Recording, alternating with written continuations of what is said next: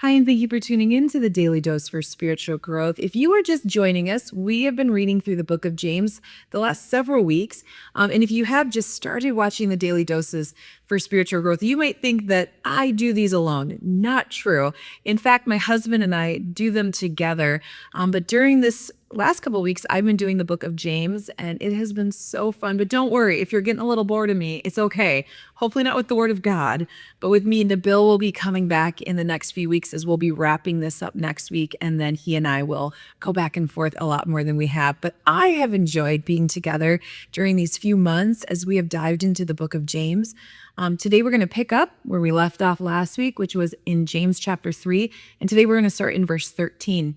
I'm going to read a little bit of a bigger section today as it kind of is a theme of wisdom. So let's go ahead and jump in. We'll read a couple of verses, chat, read a couple of verses, and so forth. And so James chapter 3, beginning in verse 13, says this: "Who is wise and understanding among you? Let them show it by their good life, by deeds done in the humility that comes from wisdom."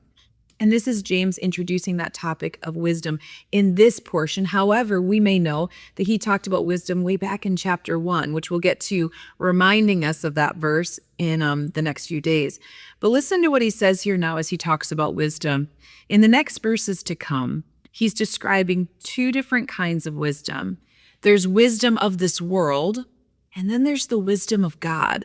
And so as we kind of just dissect these two forms of wisdom today, I want us to consider which form of wisdom do we have and which form of wisdom do we pursue. It's challenging stuff as we read what these forms of wisdom produce in our lives, and that's what he gets to next.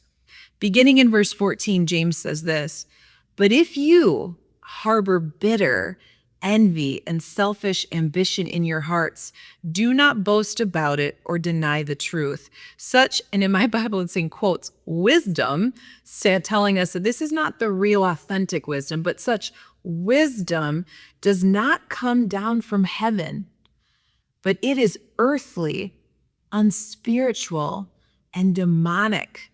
For where you have envy and selfish ambition, there you find disorder and every evil practice. We need to pause. Okay, so James here now introduces the topic of wisdom. Then he starts talking about the two forms, beginning with the first, worldly wisdom.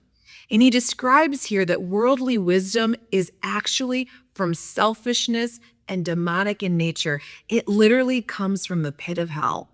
And he describes it so interestingly here, because when we think of something like that, if I was to say to you, what would worldly wisdom be, or what would wisdom from the pit of hell look like? I don't know what you describe, but I don't think that I would describe characteristics that I've seen in me.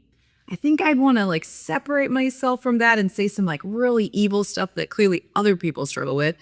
But yet when we read this list, we see it in ourselves. Now, hopefully it's not running rampant into our lives. Hopefully we're working on it. Hopefully we're fighting it. Hopefully we're trying to reject it. Hopefully we're growing in faith. But yet these things are in us. He says, harboring bitterness, holding on to grudges and offense. He talks about envy, jealousy, discontentment. He says selfish ambition, putting you number one. What's best for me? What do I want? What'll get me ahead? What'll protect me?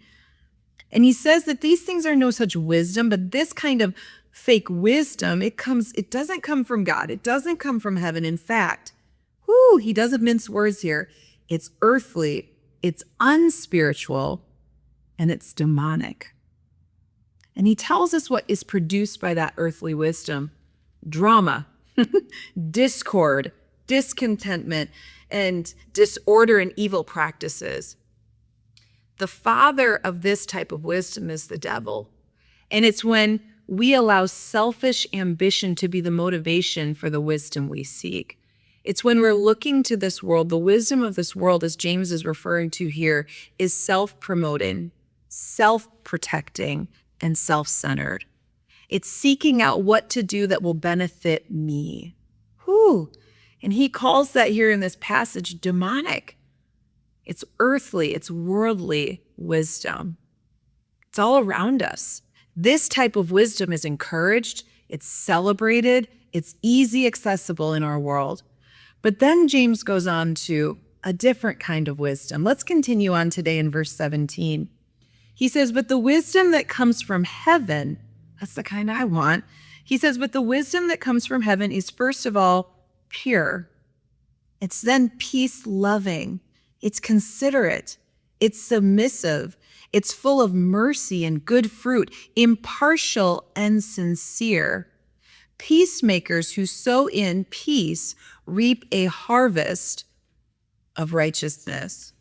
You see, here he's talking about the wisdom that comes from God. And as you can read from the description that James uses here, it's the exact opposite of self-centeredness. It's not about me, me, me. It's about God, God, God. And what that requires then is humility. What that requires is sacrifice and surrender. But what that achieves is peace and God-honoring fruit, righteousness in your life. What type of wisdom do you seek in this world? And what type of wisdom do you have? Is it limited to worldly, earthly wisdom? Sure, it's accessible, it's easy to grab, it's easy to get. But is that the type of wisdom that you want to lead your life?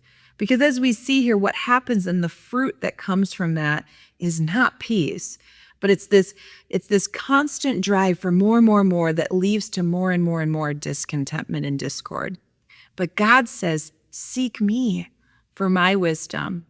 Now, what's really cool is that way back in chapter 1, way back in my Bible is one page, but way back in chapter 1 of James, chapter 1, verses 5 and 6, let me remind you of this as we close out our time today.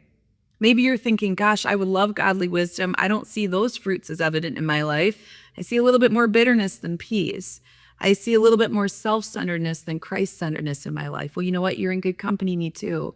And so what do we do when we say, God, I want the wisdom of God? He tells us back in chapter 1, it says in verse 5, if any of you, hey, I'm somebody, you're somebody, that's an any of you.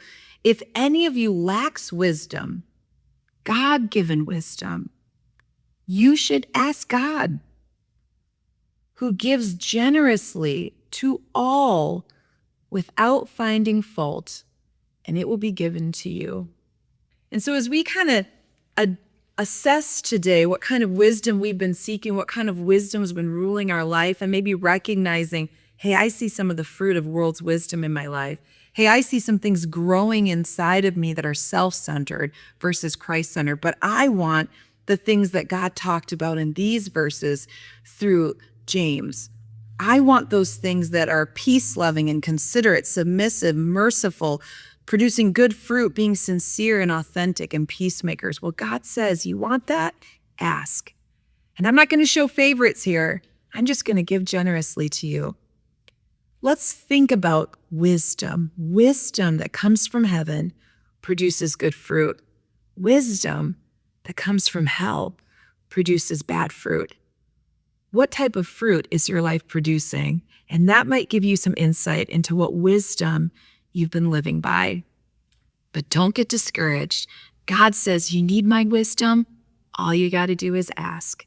Hey, I want to thank you so much for tuning in today, and I hope to see you again tomorrow for another Daily Dose for Spiritual Growth.